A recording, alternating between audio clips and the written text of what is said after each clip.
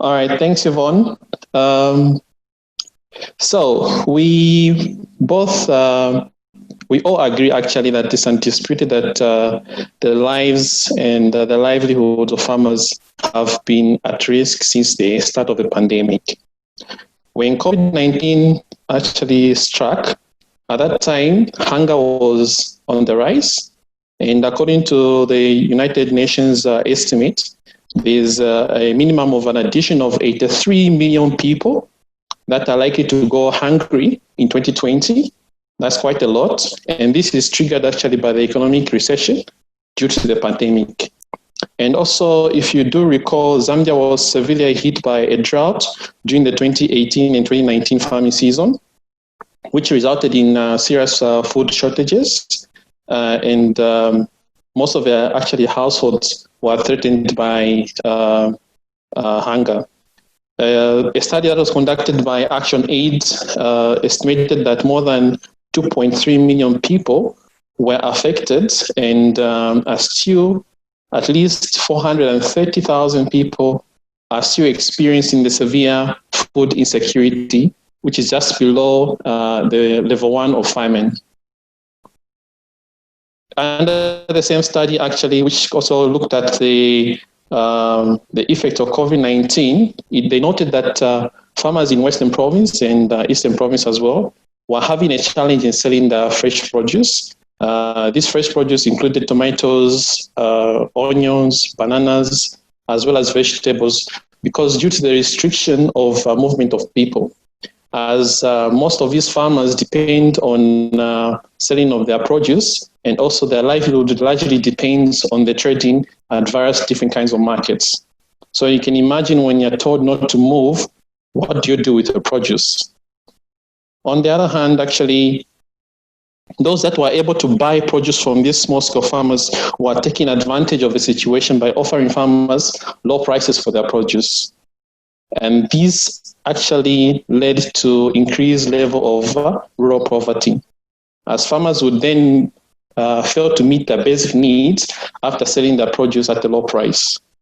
So then, if we were to consider the implications of COVID-19, the now situation and the future in relation to food production, supply chains, and the markets, you take note that on the onset of the crisis, actually, the food supply chains were constrained, actually, as many countries imposed restrictions on the movement of goods and also people across and within their borders.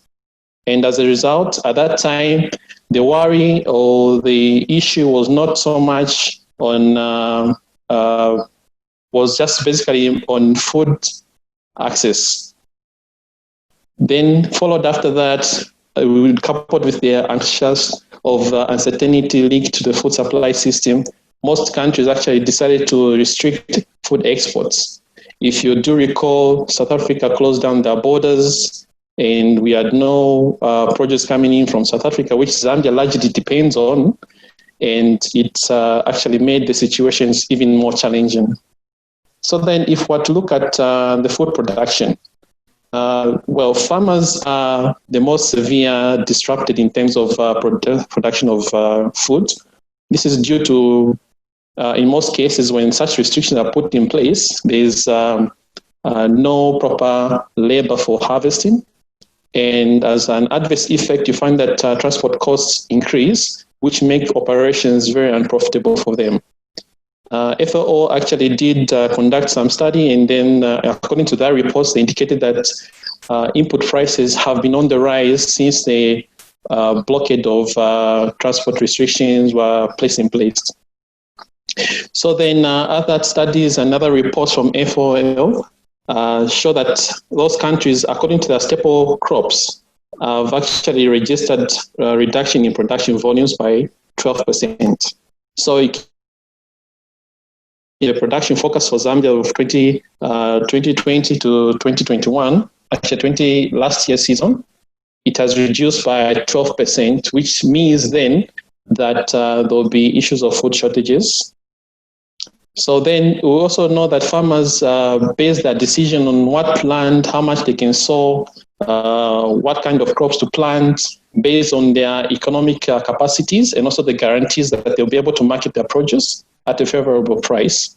So then if they reduce their food production, which will then have a serious implication on food availability. So if planting is reduced, it means harvest also is reduced, which then means that the families will then be food insecure. The community as well will not be spared.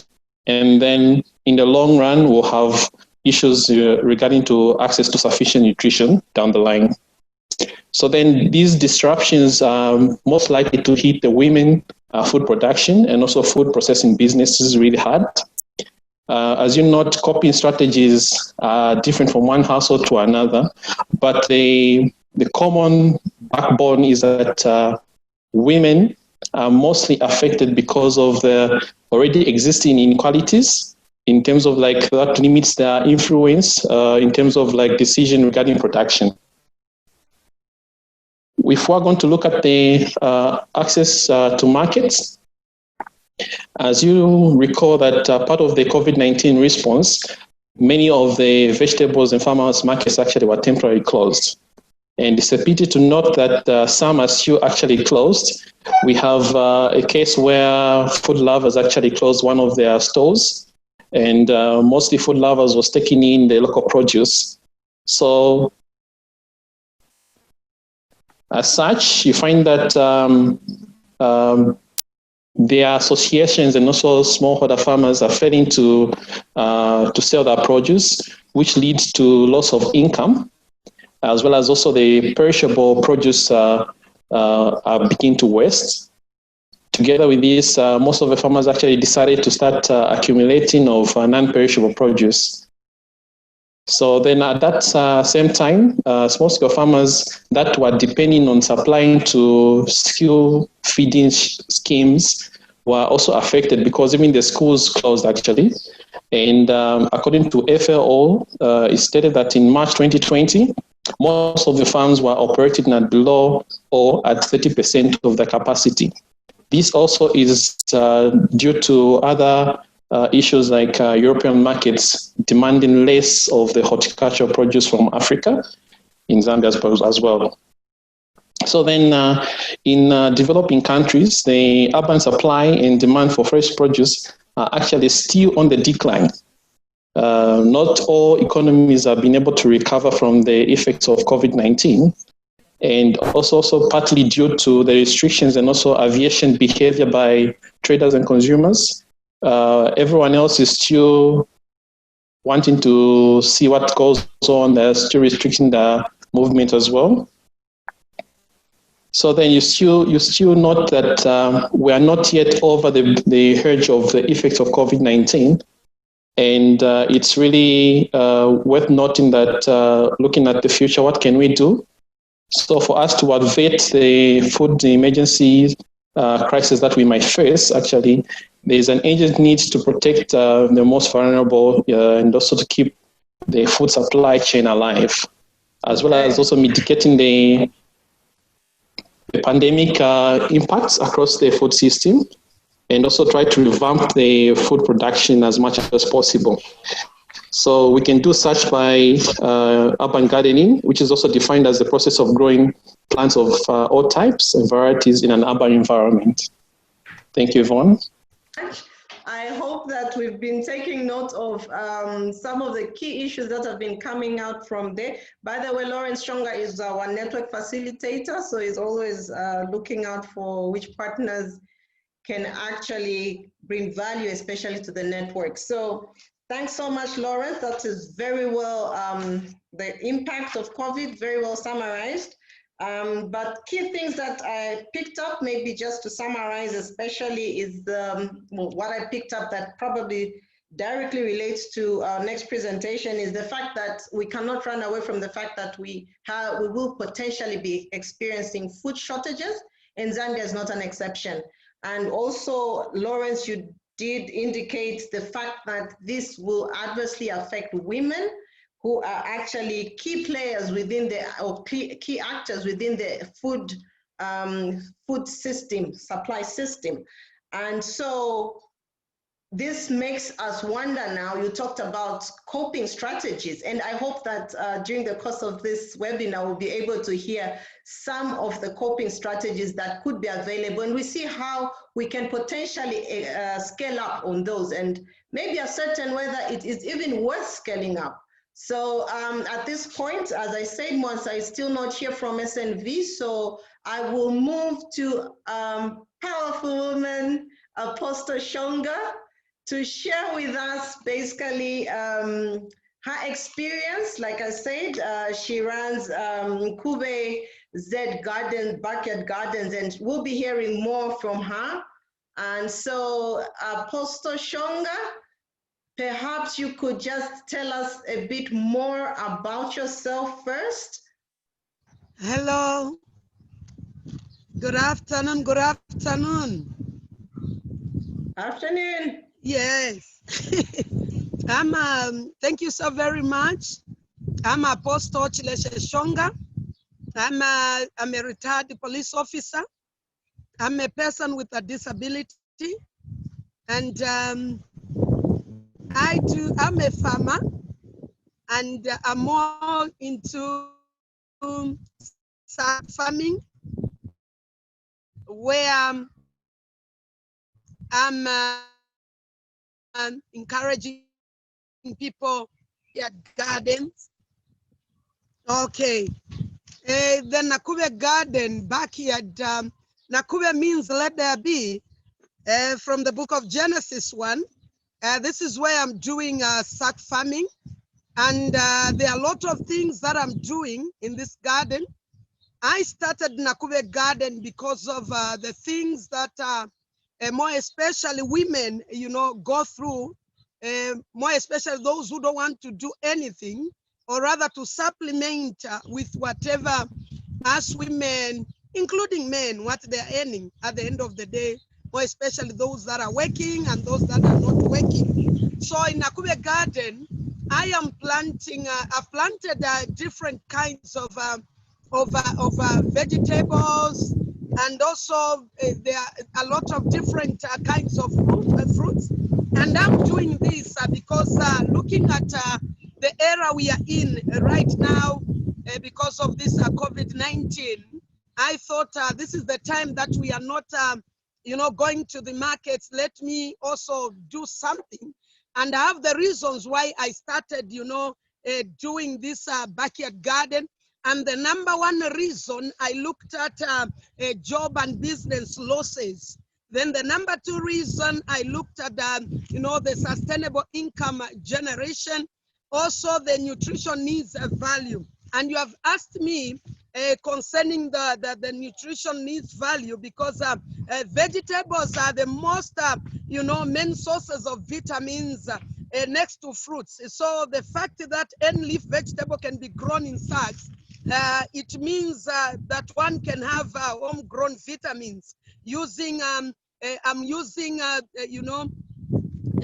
inorganic and organic fertilizers, so which is being encouraged in the modern farming techniques. So the most important thing I'm doing that this, the sack farming, and also the backyard garden is to encourage people, more especially those with limited spaces.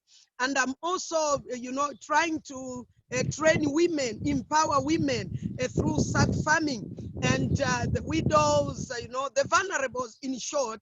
And the most important thing is also to train the persons, my fellow persons with disabilities. What I want is, to teach them, to train them how to do sack farming. So coming to that, I think that is the many reason why I'm doing this type of farming, so that I empower women, also my fellow persons with disabilities, and also to encourage them that they should continue doing sack farming for the sake of the nutrition needs values.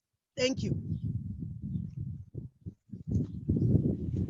Thank you so much, Apostle Shonga. I'm curious, how many women or how many beneficiaries have you had under the SAC, your program? Oh, we thank God because there are so many. I can't even count them. There are more than 1,000 because I've been doing this. Even those who are in diaspora, I train them online. And for the persons with the disabilities, they come, I teach them, and at the end of the day, I help them with the seedlings. And after they, they go, they plant, I follow them to go and see what they are doing. So there are a lot of people that have trained, through this type of farming. I call sack farming because it's I've seen that it's very easy for those people, more especially persons with disabilities. So there are so many people. In short, there are so many people, and the number is just overwhelming because even those who are in diaspora, I train them. Those in all provinces, and by next month I think I'll start moving province by province because they've invited me to go and teach them how to do sack farming. More especially people with limited spaces and those who can't afford to have, big plots or big land where they can grow these vegetables. Great, great. Well, that's an awesome initiative. And I'm really looking forward to seeing this scale up. I would ask you probably one key question. It appears to be helping one household at a time. That's the way it sounds because you're looking at producing food that will pretty much only benefit the household. So how do you see this actually linking up with food security, ensuring that we have enough food generally as a country?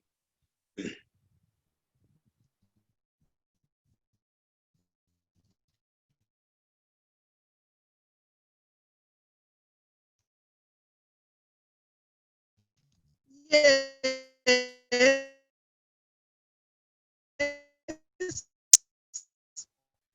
You know what we are data when I teach them, it's not about I teach them to say this should them at a household lays tables they can sell. Even we are looking at going doing a big thing, not only at a household level, but I want them to also start selling these things. And when they sell, I believe we can help and we can develop this country. And going back to I know I'm off the question, is because when I teach these people, I train them. Look the way these people, more especially the persons with the disabilities, how they are begging in the streets. So when we teach them, I'm saying helping one and remove two from the streets. So when we help one at the level of household, then we are helping the entire nation. So it's just a matter of increasing the number, because what I do, I'm increasing the number of the seedlings that I'm helping them.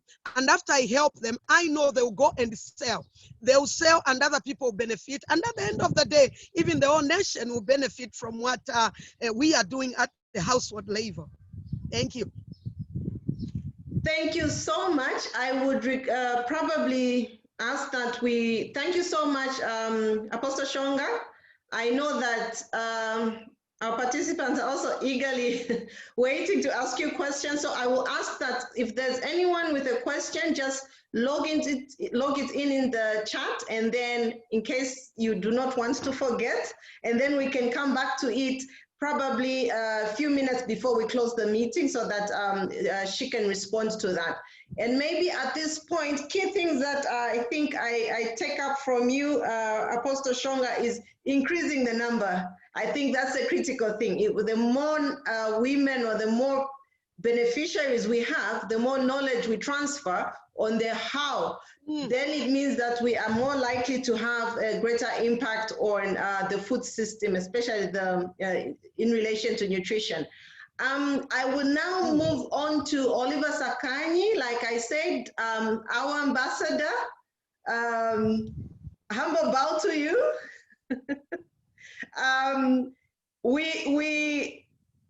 we need to just find out from you first. Maybe you could just introduce yourself, and then after that, just tell us what inspired you to actually start a home garden during COVID, because presently there's been this, you know, the buzzword around gardens is a COVID garden. And can you just explain to us what a COVID garden is? Hello, good afternoon, everybody. Can you hear me? Okay, great. Yeah, my name is Oliver, so you've already heard from Yvonne. I live in Kalumbila and Solwezi, so I'm a teacher in Kalumbila. And in Solwezi, I have my little farm there where I'm experimenting with some stuff. So here in Kalumbila, I have a garden which is 5 by 10 square meters. I've always liked gardening from childhood. I think from the age of, I would say from the age of 12, I've always participated in gardening. It's just a passion. I love to see things growing. So this time when we were advised to stay at home, because we could not go to teach, we had to teach from home, from the bedroom using computers. So I decided to take up gardening, and I called it my COVID garden because I had so much time to work in there, and it's been good. I've been able to produce quite a number of things. I produce lettuce, I produce spinach, I produce peppers, tomato, and strawberries within this little space. And I would say that it's been very substantial. It's been enough for my family consumption, and we are also sharing with our neighbors. So what we have a system here, a barter system, because we're not selling, but we are exchanging. So if your neighbor is growing something that you don't have in your garden, then you give them what you have, and then they give you something. So like yesterday, I gave one of my neighbors about 7 peppers, and I got myself a big bunch of tomatoes. And then I give out to somebody, I gave out lettuce, seedlings, and I got in exchange lots of bananas. So that's how we are surviving with our gardens in this neighborhood that I am in. How easy has it been? Well, it's been very easy for me because I would say I've got quite some experience in this field. I use compost. So I compost stuff, whatever we don't finish from the kitchen. I've got my own compost where I put these things, and that's what I use for manure. And it's been very effective. The soil in my garden was not the best soil. It was actually, it's got lots of stones, but because of the composting, I can see that the soil has been improving pretty well. Support, is there enough support? Well, I think I don't really need support, I would say, actually. The support is from inside myself. So, yeah. Yeah, that's basically what I would say about my COVID garden and gardening in general. Okay, so what really inspired you? Were you starving? What was happening? What was going through your mind? Of course, you had extra time on your hands, but you could have thought of maybe spending it out there doing something else other than gardening. What was the motivation for you to start a home garden? Well, the motivation has always existed in me. I just love to grow things. I love to grow things. Whenever I have time, and wherever I go, I always look forward to seeing some place where I can plant things. But this time, knowing that we are being encouraged to stay at home instead of going in crowded places like markets or supermarkets, I was also inspired to just grow veggies and simple fruits on our own, so that we don't have to keep going into the markets and crowding places. Okay. So with that background, we have still 20 minutes, more than 20 minutes. Unfortunately, Mwansa has still not been able to log in, unless I've missed you, Mwansa, somewhere. I think she still hasn't been able to log in. Mwansa is in Kasama, and she was going to just show us or share with us the different interventions that they're having under sustainable nutrition for all. So for SNV, I'm aware that for their project, which is SN4A, they are really focusing on how they can use backyard gardens, promote the development of backyard gardens as a means to sustain the healthy diets generally. Mwansa? Mwansa, are you there? Yes, Yvonne, hi. You've made it by some minutes. Thank you so much for joining us. I was about to tell your story now. So most welcome. We will just dive right in because of time, and maybe you could just, I hope you're all settled. Maybe you could just introduce yourself and then just go right into the sustainable nutrition for all project and what you're doing, because I think it gives a lot of context in why we should actually be focusing on these home gardens and basically or generally urban agriculture. Over to you. Okay, so I'm really sorry for joining in late. I had a bit of technical problems here in Kasama. My name is Mwansa Hamalala. I'm the nutrition officer for Sustainable Nutrition for All project here in Kasama. So as a project, we're operating in Kasama, Isoka, and Chinsali. Our overall objective is to improve the nutrition status of the children and the rest of the household, but children particularly under the ages of 2, because we are all fighting stunting.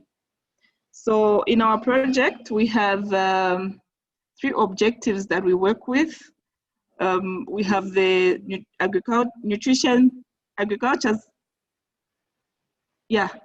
have agriculture, we have demand creation, and we are also working with local leaders in trying to improve their capacity in implementing various nutrition interventions. So under the nutrition sensitive agriculture, that is where we are encouraging people to have backyard gardens in order to at least adapt to their nutritional needs. So when we started the project, we were operating in Isoka and Chinsali, and that was the rural approach of it. But in the second phase, we decided to add on Kasama on board. And for the Kasama implementation, we decided to go the urban way. And so all the implementations that we're doing under the rural, we were supposed to replicate them in urban. And this is where now we saw the importance of people having backyard gardens, using the little space that they have in their various homes. So yeah, we have implemented well. It has worked well, and especially during this challenging time that we are having, we've seen people having access throughout to fresh vegetables, because most of them have been able to have these backyard gardens. So for places like the shanty compounds that we are operating in, you'd find that they don't have enough space. So we decided to introduce the sack gardening. And I shared some photos with Yvonne. I don't know if you shared with the rest of the group. So we decided to introduce the sack gardening in the urban areas, because we thought that was the only way that people could at least produce some bits of vegetables that they can use in their households. So, you know, women are fond of planting flowers in the backyard, things that will not even help with their nutritional needs. But so instead of planting flowers in the flower pots and things that will never really add value to their well-being, sort of at least planting vegetables. If you can have 3 or 4 pots of Chinese cabbage, whatever vegetable that you can put your hands on, it will be able at least to save a little bit of money to the household, because they will not be able to buy vegetables. They'll just walk outside and get whatever they can get. And you are assured of having vegetables through and through. So yeah, that is what we are doing as a project. It's interesting that you're in all these towns, and I'm happy to hear that it's actually working for your target groups. And I think you've brought a lot of context to it, especially that a lot of people that are living in, especially, well, you'd say the low income brackets, with COVID, I think there's been quite a stretch on their resources and not being able to probably buy all the food that they would usually buy, in which case a complete balanced diet. So one of the things that I think I remember picking up was the fact that if they have the vegetables in their backyard, the money they would have probably used to buy vegetables, they can now buy eggs or carpenter, in which case it creates a balanced diet, unlike just having vegetables, which they are able to actually access. So I think that is a key aspect that we need to also probably build upon. But at this point, I think we have talked a lot. I will leave it open probably to the participants if they have any questions, any contributions in line with what has been discussed. You can raise your hand and also just, raise your hand and then we give you a chance to speak.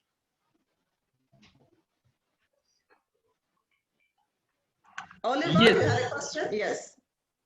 Yes, I do have a question. I want to find out, Apostle Shonga's garden looks very rich behind there.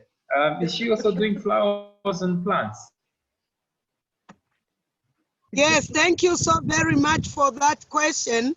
I'm growing different types of crops. I have vegetables inside, some trees. I've got bamboo palms, Cuban royal, umbrella trees. There are almost 400 here in my backyard garden.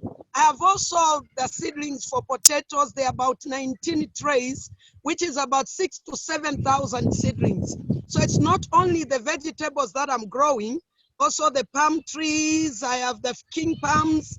I have flowers, a lot of flowers. I think you can see behind me, there are a lot of flowers. And I'm doing also growing herbs, different kinds, more than 10 types of spices, the herbs, the lavender, the rosemary, the whatever. So there are a lot of things. It's not only vegetables. Thank you. All right. See, I said I would answer it, but you see the way she's answered it, you want to just get up and go to the garden, eh? We usually, when you look at urban agriculture or these home gardens, it's assumed that the impact will be very minimal. I like that SNV is focusing on that as a project, but could we look at what would help to scale up the number of people that would probably benefit from this knowledge transfer of how to set up a sustainable home garden, or how to start urban agriculture, basically, just to be able to mitigate against the food shortages that may be anticipated under COVID-19? Okay, I think the scaling up would be from the results that we get, especially from the demo sites that we are implementing. For instance, with our demo plot, we started with 160 plants of tomatoes. And because we had this good harvest out of it, people saw that, okay, actually this thing is workable and it's profitable and people can benefit from it. And we've seen people buying into the idea and adopting it. I'm proud to say that most of the SNV staff here in Kasama have gardens now, because somebody would doubt to say, can I really plant tomatoes in a sack?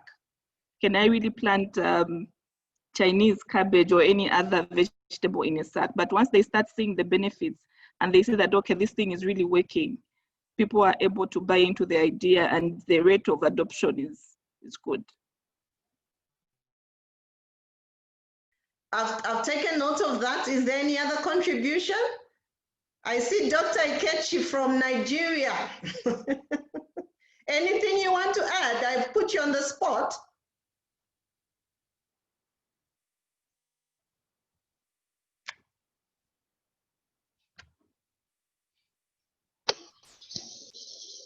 Yeah, hello everyone. Yeah, I enjoyed the session so much, but I just wanted to add with respect to food security, because professionally I'm an agroeconomist, and I'm also the director for Food Security Initiative for Canada Africa Network, Africa Trade Action Group. And recently I was also appointed as an advisor and of course the director for National Women in Agriculture Association in the US. So I'm coordinating for Africa now. Food security can be well understood when you know the 4 pillars that make it up. The first pillar has to do with availability. Is food available? Like our dear Apostle Shonga has rightly pointed out with respect to the program that she does in order for the people to get more engaged in agriculture and also to do it well effectively. So since it's available at that point, after food is available, can it be accessed? That's accessibility. That takes us to the second pillar, which is accessibility. And after it is accessible, can it be utilized? Because that is another dimension or pillar of food security. So, and food security has to be completed, just like the coordinator, Yvonne, has already told us with respect to sustainability, because sustainability or stability has to do with the 4th pillar, which is, you know, where most of the developed countries have attained food security in that block. So Africa is still grappling with the earlier stages of food security. We have not yet become sustained. We have not yet become stable with respect to the food substances, the food elements, and even the, you know, the varieties of food. And Africa is so blessed. You can imagine Zambia. I am in touch with one of Zambia's national. He is in Zambia now. He's in Lusaka, Professor Chintu. Some of you know him. In fact, I mentioned Yvonne to him, and he said, yes, that he knows Yvonne, that he sees what Yvonne is doing in AgriProFocus. So I really wish to encourage us to still, you know, make our people to get more enthusiastic and more interested with agriculture and farming. It is very important. This, just a few hours ago, we were discussing about how to help to transform Africa's agriculture sector. And the Dutch, the Americans, the Asians, and other European countries are really, you know, finding Africa as an important continent now to invest. Thank you. Thank you very much, Dr. Ikechi, for that contribution, also bringing out the pillars. Yes, indeed, when we talk about the food system, sometimes it sounds like a snap system, but indeed it has all these different components. And I think that for Zambia, like rightly put, probably we should be still working around availability, especially in consideration of the potential food shortages that probably will result in from COVID-19. For urban agriculture, Dr. Ikechi, you talked about all these big words like availability, accessibility, utilization. But when we look at urban agriculture or home gardens, they seem like a very small drop in the ocean. How can we change that? Because we've seen, especially from what Oliver did state, and Apostle Chileshe mentioned, that it is creating an impact. So how do we change this perception that home gardens are actually just a drop in the ocean when you're talking about food sustainability or food security? How do we address that? Anyone to pick that up? We've got 4 minutes to wrap up, and maybe I'm hoping that that should be able to give us some homework, actually, that will bring us back to the table next time. Anyone to talk about how do we change this perception that home gardening or urban agriculture is just a drop in the ocean when you talk about achieving sustainable food security or healthy diets? I will not waste my 4 minutes, so I will ask one of the key persons and actors. Thank you, everyone. It's been so motivating to listen to all the contributions. I'll be saying we will be looking for innovative solutions to see how we can integrate and be inclusive.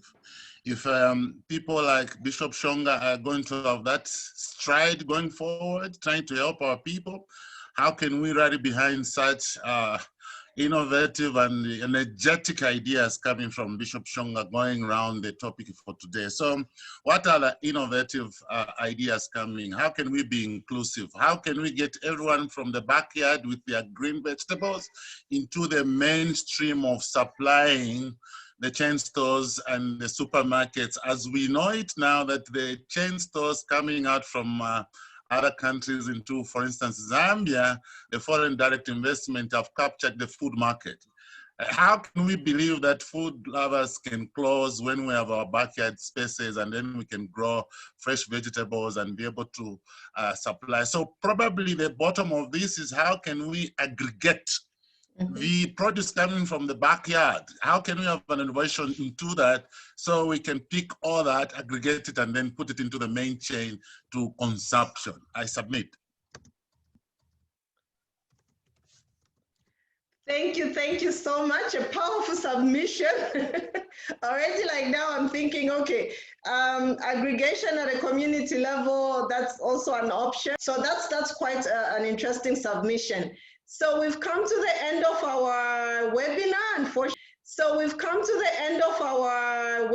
Unfortunately, time is not with us. And under 1 minute, I'd just like to thank everyone for participating, all our speakers. And what we will do is send you a summary. We'll synthesize the information that we've gathered so far and synthesize that into probably a next webinar, or indeed see what kind of partners we can bring on board just to address this issue or dig a little deeper into what is possible in scaling up such an intervention. So thank you so much. We'll send you the recording link, and we want to really appreciate all the contributions from each one of you.